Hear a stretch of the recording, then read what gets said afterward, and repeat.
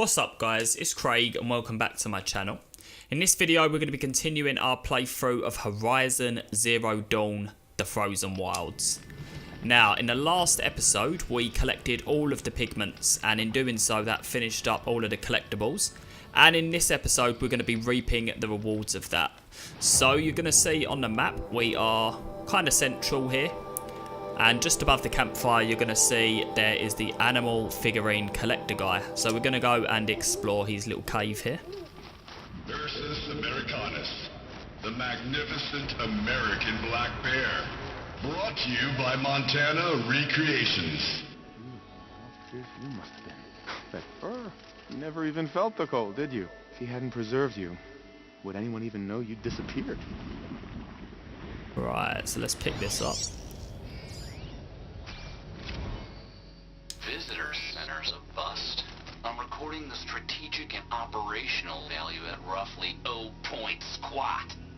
No reason we shouldn't pack the staff onto a vert and send them back to Nowheresville as soon as the gates are locked. Enjoy basic income, ding-dongs. So more of Blevins there. We've got a data point here. We won't necessarily read the data point. Let's see what we got in here. Might need this. Full health potion, that's going to come in handy. So let's talk to, what's his name? Enjuk. I hate to interrupt. Oh, yes. Hello, an outlander at the Shrine of Forgotten Beasts. Welcome. I'm Enjuk. Aloy. The Shrine of what? When the old world still breathed, a great man built a tiny totem to this beast and stored the visage inside. When the totem is placed on the pedestal, the animal is painted onto the empty air, and the beast lives again. Well, almost. There are 7 pedestals. Where are the other 6 figurines? I found this one in the wilds, remembered the indentations in the pedestals here, and saw how they matched the base of the totem. But as you say, it's one of 7, isn't it? The great Montana Recreations must have made more, but time has scattered them. Okay, the figurines? So these totems, the images they show are of animals that no longer exist. They're gone, like the old ones. So it seems. To think such magnificent creatures are lost to us that we never even knew they were here. We rely as much on beasts as we do on machines. For food, for warmth, but do we study them with the same fervor? Yeah, I do. For example, I have this theory about foxes. Why do foxes have red fur? Think about what they eat. Meat? Raw meat. Bloody meat. See? Natural causation. Logical connections. It only makes sense. You've thought a lot more about foxes than I have. Montana? You said a great man made these figurines? Indeed. He was, I believe, a student of the natural world. Like me. But surpassing my abilities 1,000 times over. The great Montana Recreations. Perhaps the finest natural scholar the old world ever produced. His voice claims responsibility for the totems, the vessels for the knowledge he accumulated. I share his desire to understand the beasts, to catalog their behaviors and preserve their images. I like to flatter myself that I'm an apprentice of sorts, carrying on his work. Someday, perhaps, if I am persistent, I can earn his name. Enjuk Recreations. Okay, so let's trade him the figurines. I have 6 figurines like this one. Maybe these are what you're looking for? So 1, 2, 3, 4, 5, and 6. By the blue light, I didn't know if I'd ever see the whole collection reunited. And look at them. They're beautiful. You've done a great thing, Aloy. These may represent the last record that any of these beasts ever lived. Take this. It's the least I can do. And come back any time. I and our animal friends await your return. Okay, farewell. That's all for now. Until next time, then. I have to admit, I really like what they've done with that. So obviously in the base game, when you got the collectibles, you just kind of traded them in and then that was it. And the fact that they've made like a little shrine to them here is pretty cool, and it looks like you can access them as well. So let's access one of them just to see what it says. What about our little wolf friend over here? Canis. Oh, that's cool.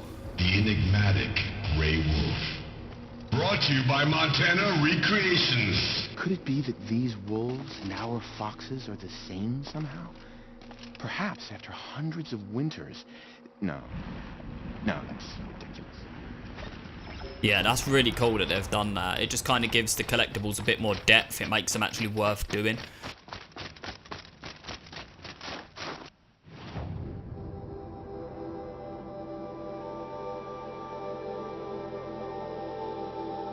So let's go and see the pigment collector, and she's going to be in Song's Edge, so let's travel over there now.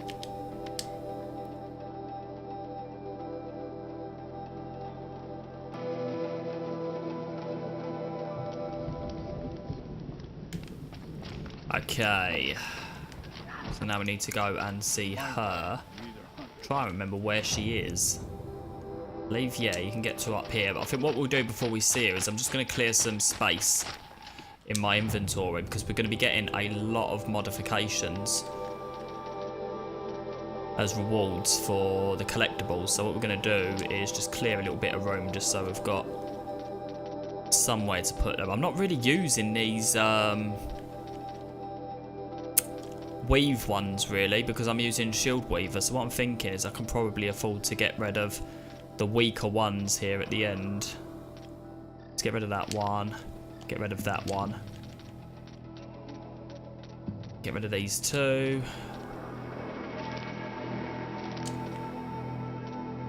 I like to keep some just in case I change my mind at a later date. I think we'll, yeah, get rid of some of those as well.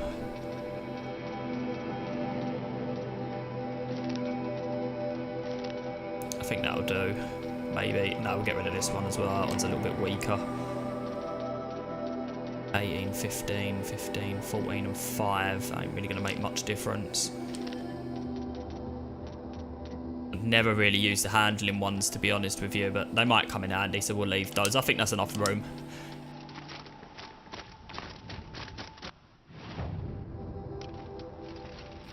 Right. I believe it's this way. It's kind of hard to see when it's dark like this. Should be able to go up to her now. Where are we? Go along here.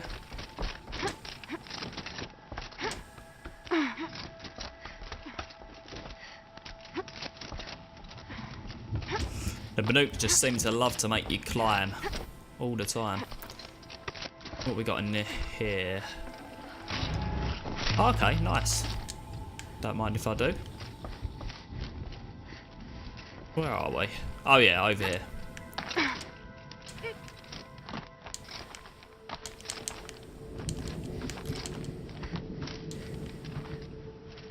We could have spoke to this woman earlier on actually when we had the For the Werrick quest, because she was part of the requirements there, but we obviously didn't end up doing her portion of the quest to begin with.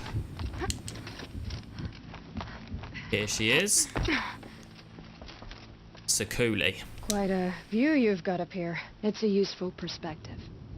How fleeting we are when the world is so wide. From up here you can see how the light paints across the land. Ever changing. That's a lesson. All our marks will pass. That outlook sounds a little depressing for a painter. Haven't met many artists, have you? Song's Edge needs new stories. I scrubbed its past off this rock to start anew. But a new start needs new colors. Fresh pigments, like none have seen. More about you? Have you always been a painter? I've always painted. But I wasn't a painter until I was driven out of Banur. Up there, the markings are eternal. They paint over the same lines, the same colors, over and over. As a child, I learned from copying them.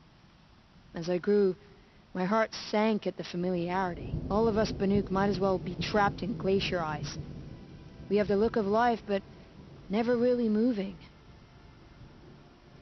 You and Araya are friends? Araya said you two were friends. I paint about what I feel now, not the way things used to be. Araya understood. Most Banuk didn't. I would have been exiled if she hadn't had Aratak take me into their werak. Where do I find pigments? These pigments you want. Where should I look for them? Salts gather at the edges of geysers and hot pools. Crystals cling to the rocks and cliffs. Okay. Banuk paintings? The Banuk rock paintings are impressive, but, you want to know what they mean. That's not the right question, but I'll answer anyway. Some are called to the machines. The sacred shapes you see on metal casings, or on a cauldron door. Do the machines listen to the call? I don't know. Others, like mine, are a call to the tribe. You could say inspiration or prophecy. And sometimes even men listen, if the painting is loud enough. Okay, so let's trade her the pigments. So we've got these three, and these three. Would you look at that? Nora girl, you've bought me all I need. Do you always travel with your pockets full of paint stuffs? Honestly, Sekuli, I go around filling my pockets with most of everything. Stop. I'm beginning to like you. I work alone, but come back around later, and I'll have something for you then. That's me. Maybe it's a machine rider who looks like you. Where's she going? You tell me.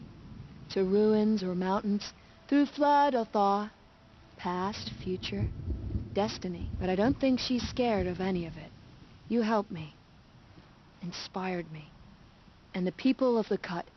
Let this be inspiration for you, wherever you may run. Yeah, once again, I really like what they've done with the collectibles in this game. They've kind of actually given them purpose, made it worth actually doing them, as you get kind of like a decent reward out of it. And that brings me to what we actually get for doing this. So if you look in your treasure boxes, you're going to see a number of figurine and pigment boxes. So let's start opening those now. That's quite handy. Blue gleam. Come back to that in a second.